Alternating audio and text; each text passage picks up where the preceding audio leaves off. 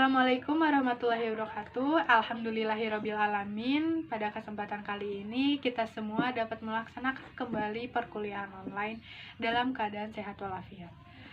Pada kesempatan kali ini kami dari kelompok 5 akan membawakan presentasi mengenai model karakteristik dan rotasi kerja. Sebelum presentasi dimulai, izinkan saya terlebih dahulu untuk memperkenalkan anggota dari kelompok 5. Yang pertama ada saya sendiri, Aura Diva Kurnia. Yang kedua ada Dini Wahyuni. Yang ketiga ada Mila Ardia Afrianti. Yang keempat ada Muhammad Rashid Sanubari. Yang kelima ada Renaldika. Dan yang terakhir ada Santika Sariningsih. Baik, di sini saya akan mulai sedikit memaparkan tentang model karakteristik pekerjaan. Model karakteristik pekerjaan atau dalam bahasa Inggrisnya Job Characteristic Models merupakan suatu pendekatan terhadap pemerdayaan pekerjaan atau job enrichment.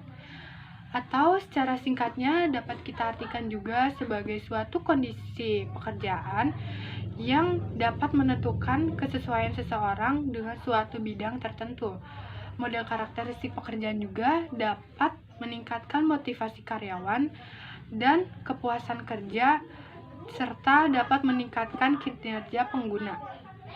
Model karakteristik pekerjaan fokus pada dimensi pekerjaan, inti keadaan psikologis karyawan, dan kekuatan kebutuhan karyawan untuk pertumbuhan. Perkenalkan, nama saya Dini Wahyuni. Saya akan menjelaskan mengenai ciri-ciri intrinsik model karakteristik pekerjaan. Yang pertama, keragaman keterampilan atau skill variety. Banyaknya keterampilan yang diperlukan untuk melakukan pekerjaan. Makin banyak ragam keterampilan yang digunakan, makin kurang membosankan pekerjaan. Kedua, jati diri tugas atau task identity. Tingkat sejauh mana penyelesaian pekerjaan secara keseluruhan dapat dilihat hasilnya dan dapat dikenali sebagai hasil kinerja seseorang. Ketiga, tugas yang penting atau task significance. Tingkat sejauh mana pekerjaan mempunyai dampak yang berarti bagi kehidupan orang lain, baik orang tersebut merupakan rekan sekerja dalam suatu perusahaan yang sama maupun orang lain di lingkungan sekitar. Jika tugas dirasakan penting dan berarti oleh tenaga kerja, maka ia cenderung mempunyai kepuasan kerja. 4. Otonomi, yaitu tingkat kebebasan pemegang kerja yang mempunyai pengertian ketergantungan dan keleluasan yang diperlakukan untuk menjadwalkan pekerjaan dan memutuskan prosedur apa yang akan digunakan untuk menyelesaikannya.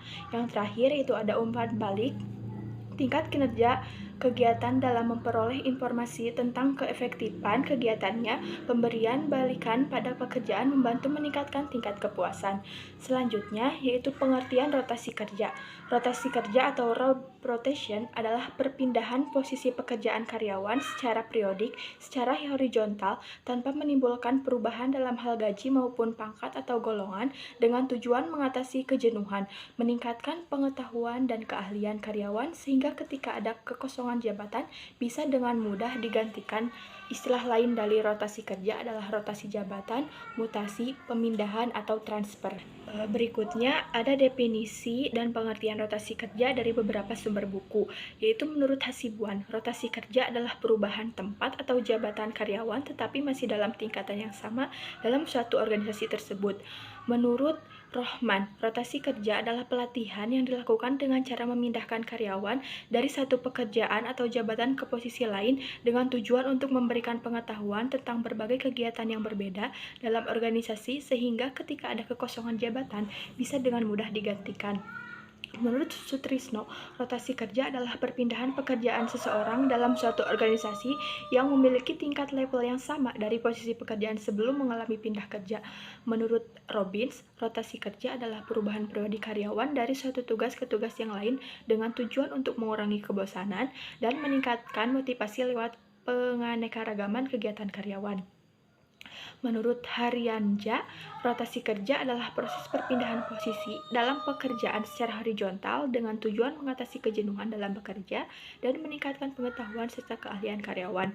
Yang terakhir ada menurut Wahyudi, rotasi kerja adalah suatu mutasi personal yang dilakukan secara horizontal tanpa menimbulkan perubahan dalam hal gaji ataupun pangkat atau golongan dengan tujuan untuk menambah pengetahuan seseorang tenaga kerja dan menghindari terjadinya kejenuhan.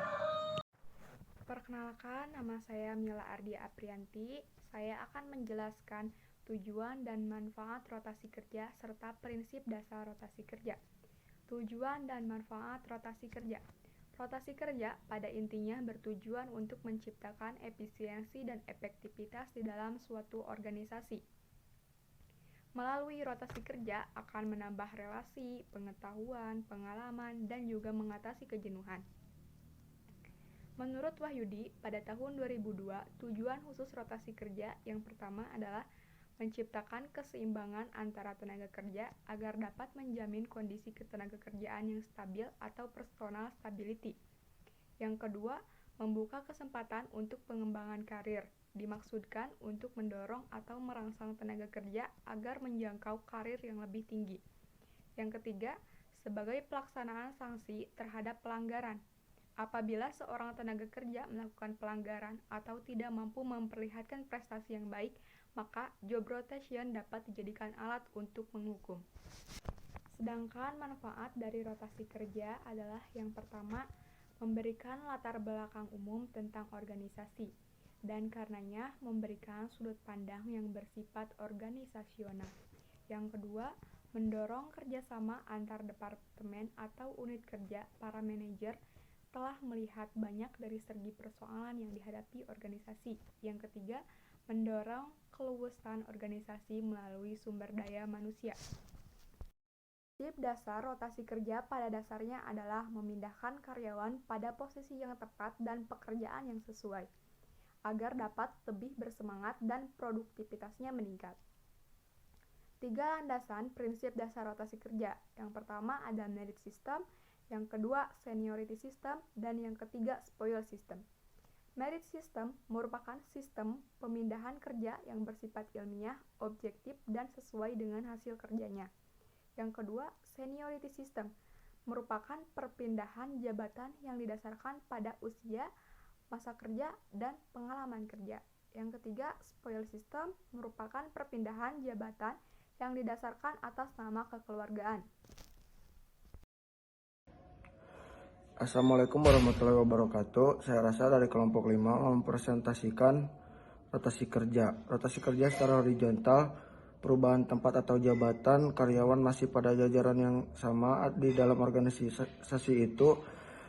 Rotasi kerja horizontal yang pertama mencakup mengenai pemindahan tempat kerja, yaitu perubahan tempat kerja, tetapi tanpa perubahan jabatan dikarenakan adanya rasa bosan atau tidak cocok pada suatu tempat, baik karena faktor kesehatan maupun pergaulan yang kurang baik.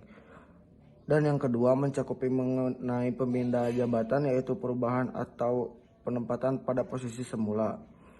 Rotasi kerja secara vertikal, perubahan posisi, jabatan, pekerjaan, promosi, kenaikan jabatan atau demosi, penurunan jabatan sehingga kewajiban dan kekuasaan juga berubah.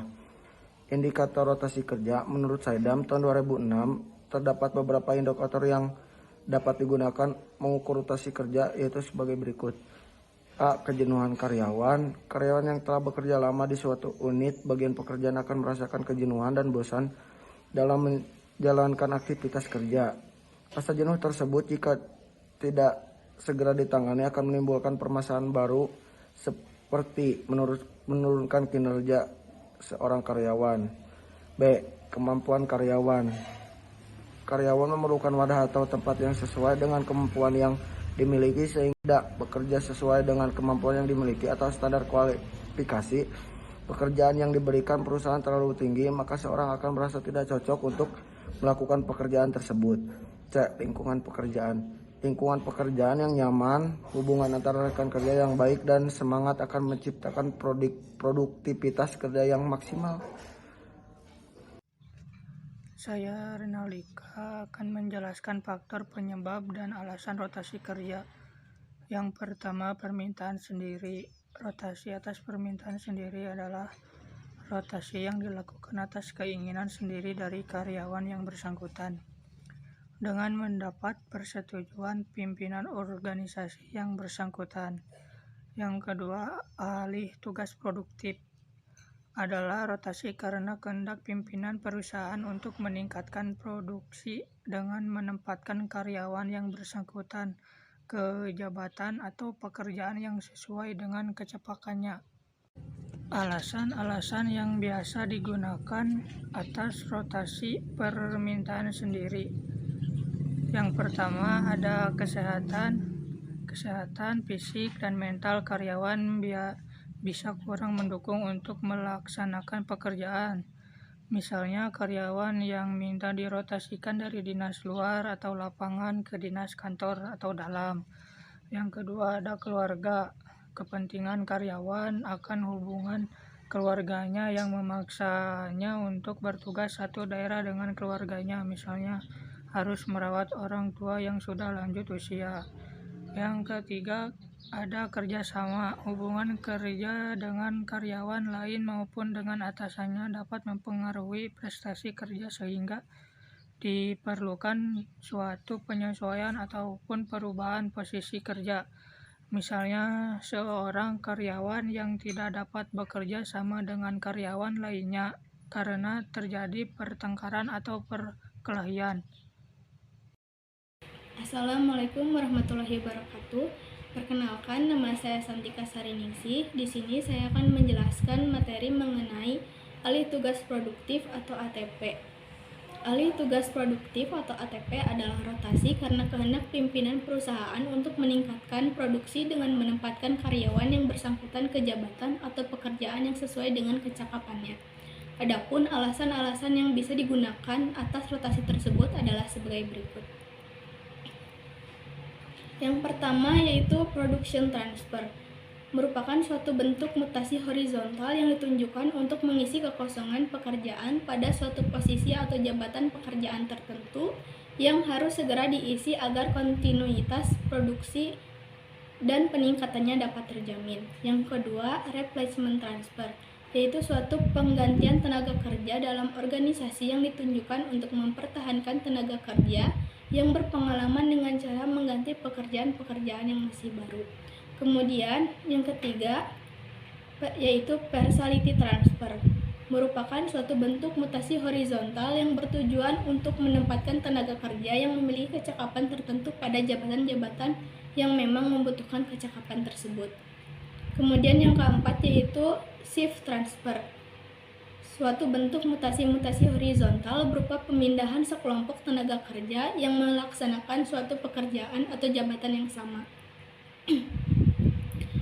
Kemudian yang kelima yaitu remedial transfer, merupakan suatu bentuk mutasi horizontal yang bertujuan untuk menempatkan seorang tenaga kerja pada jabatan, posisi, atau pekerjaan yang sesuai dengan kondisi kerja yang bersangkutan. Kemudian yang keenam yaitu personnel transfer, suatu bentuk mutasi horizontal yang terjadi atas kehendak atau keinginan tenaga kerja yang bersangkutan. Kemudian yang ketujuh yaitu temporary transfer, suatu bentuk mutasi horizontal yang dilakukan dengan memindahkan untuk sementara waktu seorang tenaga kerja pada jabatan tertentu sampai penjabat yang definitif menempati posnya. Kemudian yang terakhir yaitu permanent transfer, sebagai kebalikan dari temporary transfer. Dalam permanent transfer, pemindahan seorang tenaga kerja dilakukan untuk jangka waktu lama dan bersifat definitif. Tahapan-tahapan rotasi kerja. Tahapan-tahapan yang digunakan dalam pelaksanaan rotasi kerja adalah sebagai berikut.